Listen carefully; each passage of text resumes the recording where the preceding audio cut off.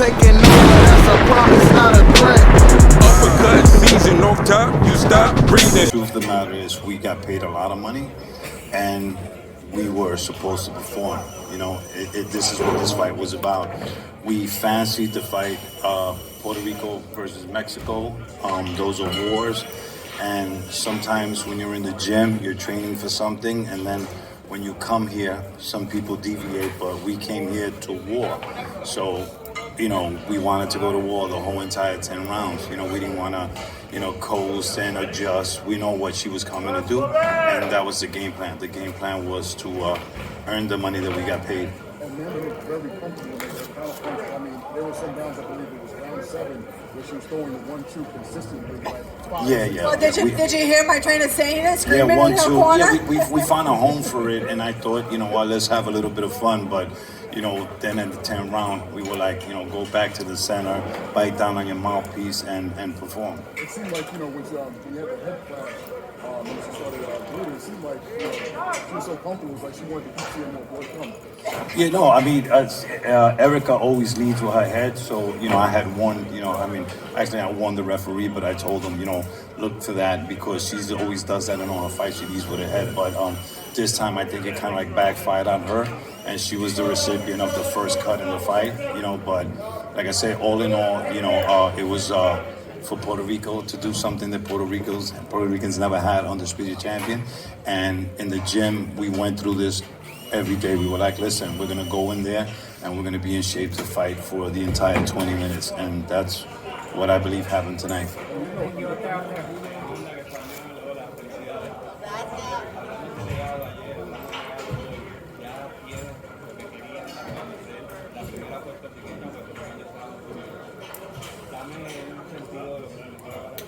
No, yo soy súper contenta. Este es un sueño para mi isla, para ustedes, para mis boricuas.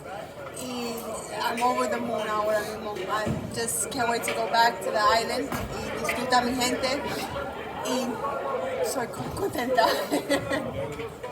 Sí, no, estamos contentos porque, como habíamos hablado anterior, esto era para darle a Puerto Rico lo que nunca han tenido, y gracias a Dios la meta se dio, cumplimos con eso. Ya Puerto Rico ha tenido de todo, tú sabes.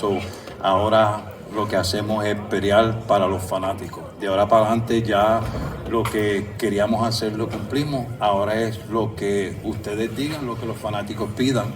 Si ustedes quieren la pelea, revancha con Katie Taylor, después con quien sea, de ahora para adelante es para ustedes. Ay, no sabe, pero I can't wait to go see. I hope so. That'd be nice.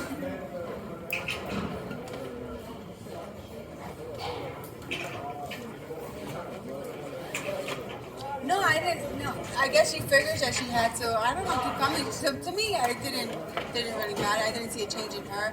I mean, yeah, it wasn't nothing. But let me tell you something, Michael. You know what's funny? Because Cindy had mentioned it, and Cindy was like, "Listen." In fact, we took like a little time off, like backed up a little bit, because Cindy had said, "Listen, you know, it's before the 4th round, and she's cut." She says, "You don't want it to be stopped and go to the, you know, like a no contest before 4." So she kind of like said, like, you know, pace a little bit so that, you know, we make it after the 4th and then you resume it, you know. And yeah, it was a great observation by Cindy, because she was the one that told me. She was like, listen, she's got a cut. You know, if they stop it before the 4th round, it goes to a no contest. We worked so hard for this. So it was kind of like, yeah, like, you know, like lay off just a little bit until we pass the 4th round, and then we go back to doing what we're supposed to do.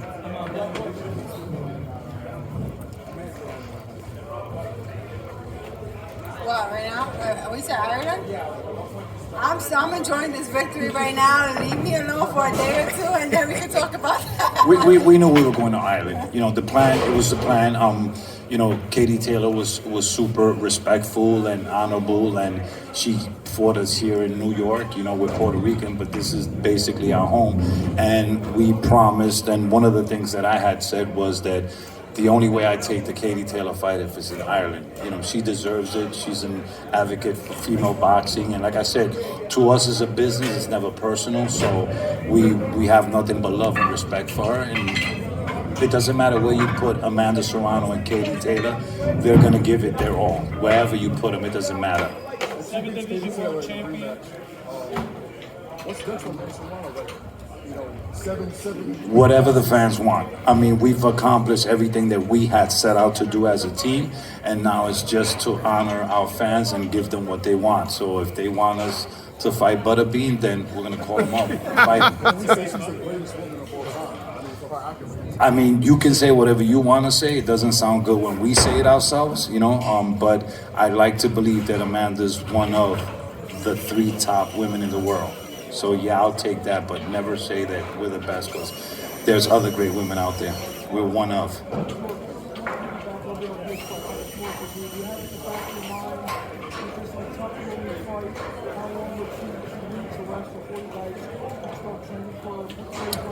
See, Amanda's a workhorse, and people don't understand when your body's used to doing something, it kind of like needs it. You know, it's like, you know, none of us wake up in the morning worried about, damn, we got to brush our teeth. You know what I'm saying? It's something that happens naturally for some, you know, and the thing is that when we're not in the gym, we kind of like miss it. So after I give her 2 or 3 days, we start looking at each other like, you know, let me just do a little something, you know, and Katie's the same way.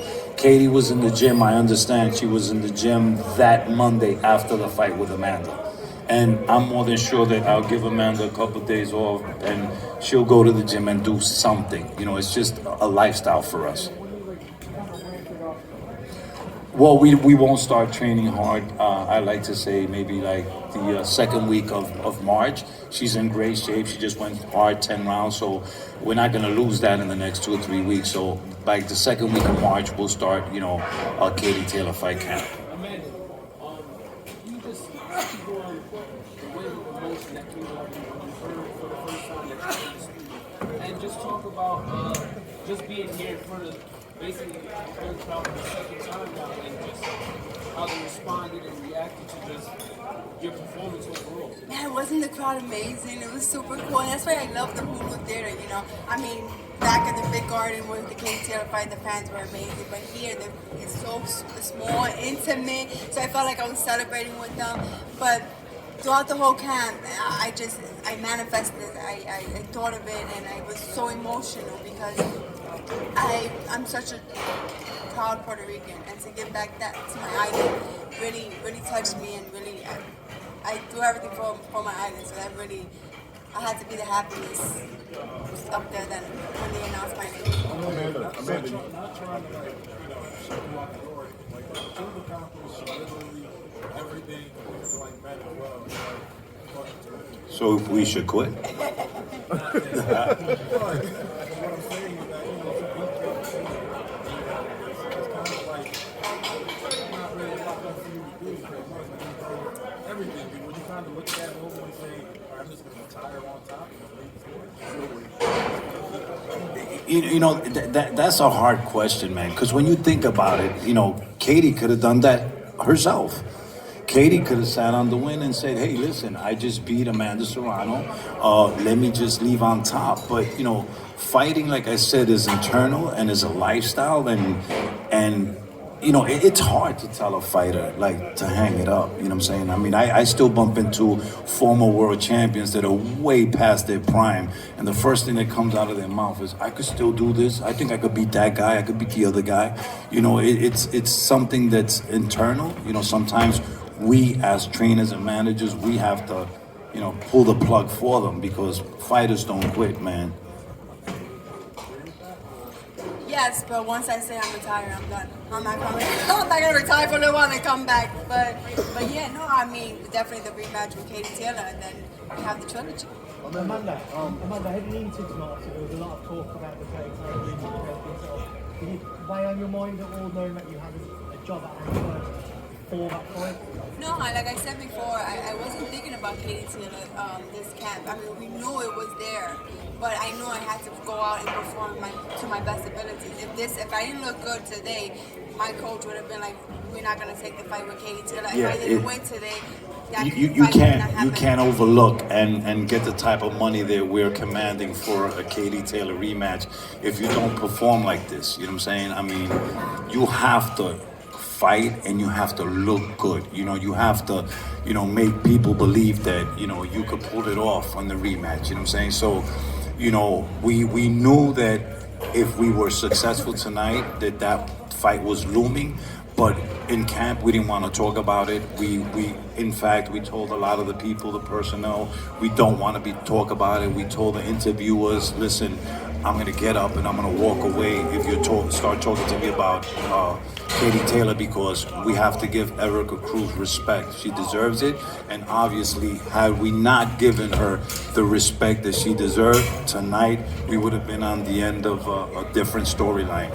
Amanda, to have a fight like that, to become undisputed champion, is such a all-out war from the fans' perspective. Or you enjoyed it, or maybe not as much as us. Is that the perfect way for you to defend the undisputed queen? Definitely, I wouldn't ask for it in any other way. A Mexican champion beating the champion and taking her belt home with me to become undisputed. It was a beautiful story. You asked for a bloodbath. Did it live up to your expectations, Amanda? Of course, we was expecting a nice war. I wasn't expecting to get my J so bloody, but I mean, it'll wipe off. It's okay.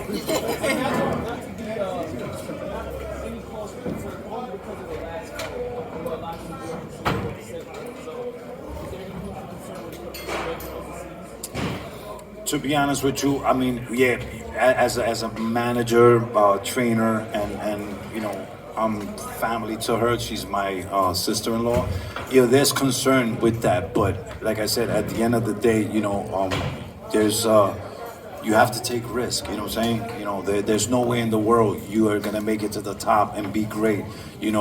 Being comfortable and playing it safe. You know what I'm saying? Like, it's not Katie Taylor's fault. You know what I'm saying? I mean, they're fighters, they're performing. If the judges decide they want to reward her, it is what it is. But we're not going to shy away from a good fight, worried about the outcome. You know what I'm saying? We've been stopped fighting for outcomes. You know what I'm saying? We fight for pride. We fight to give our island, something to talk about and boast. And right now, like I said, from after this fight, the relief is that we don't have to fight for anything else we want other than to satisfy the fans. Thank you. Sorry, last time. Yeah. Okay. So on Amanda's level, like, you guys have a hard time finding like good sparring partners in the spot mate. You always spar mate. So we'll never not get good sparring. So guys are give us a hard fight. Thank you, everyone.